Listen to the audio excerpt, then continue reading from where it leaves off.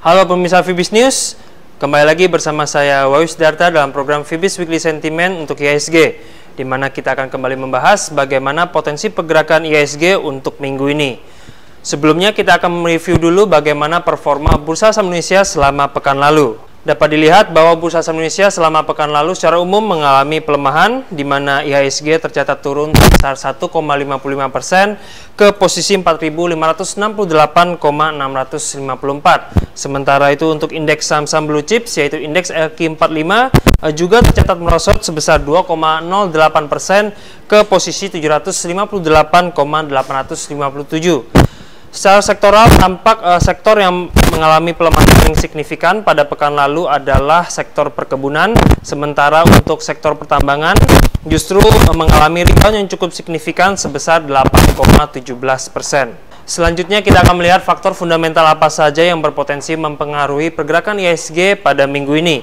Yang pertama adalah data ekonomi Amerika Serikat pada pekan lalu yang kembali menunjukkan hasil yang cukup positif, di mana dapat dilihat bahwa data core retail sales serta retail sales membukukan pertumbuhan pada periode Juli 2013.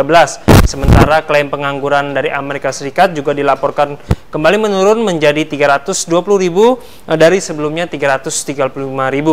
Selain berita positif dari Amerika Serikat, tampaknya perekonomian dari kawasan Eropa pada pekan lalu juga menunjukkan perbaikan, di mana secara teknis kawasan Euro dapat dikatakan telah keluar dari resesi. Pertumbuhan ekonomi dari kawasan Eropa untuk kuartal kedua tahun 2013 dilaporkan bertumbuh sebesar 0,3% setelah 6 kuartal berturut-turut sebelumnya terus mengalami kontraksi.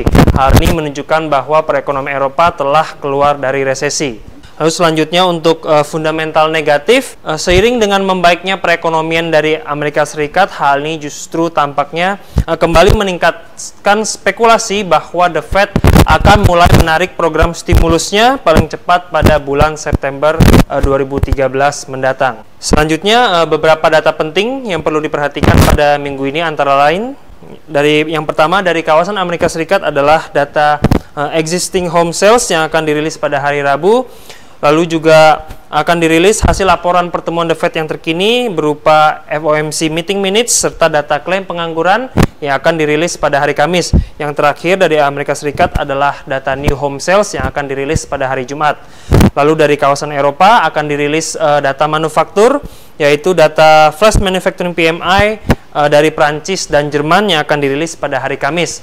Yang terakhir dari kawasan Asia adalah khususnya China akan dirilis data manufaktur juga berupa HSBC Flash Manufacturing PMI yang akan dirilis pada hari Kamis juga. Selanjutnya untuk lebih jelas melihat pergerakan IHSG, mari kita lihat chart berikut ini.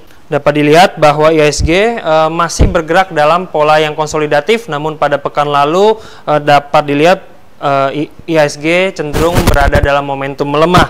Dan di awal minggu ini tampak IHSG kembali mengalami pelemahan yang signifikan hingga menembus support di kisaran 4.500.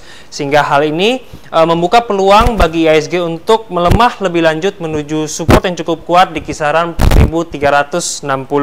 Baik, kesimpulannya secara fundamental kondisi Bursa Saham Indonesia saat ini tampaknya cenderung bearish akibat terus meningkatnya spekulasi bahwa The Fed akan mulai menarik program stimulusnya.